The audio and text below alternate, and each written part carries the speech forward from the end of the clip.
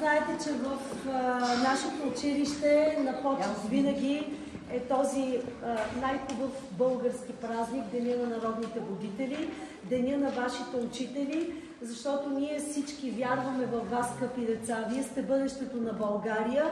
Обичайте, почитайте вашите учители и никога не забравяйте нашето гордо минало, защото когато човек знае корените си, може да покори светове и да има блестящо бъдеще.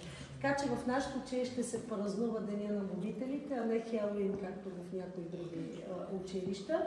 И благодаря на всички колеги, благодаря на всички деца, че се включиха в това наше тържество. Радвам се, че имаме и гости, защото има какво да покажем. Колеги, честит празник, много се гордея с вас, горда съм, благодарение на хора като вас и като така нашите деца, продължаваме да работим в тази сфера, защото нашата работа е мисия, а това е велико нещо да имаш мисия в живота. За тебе, България моя!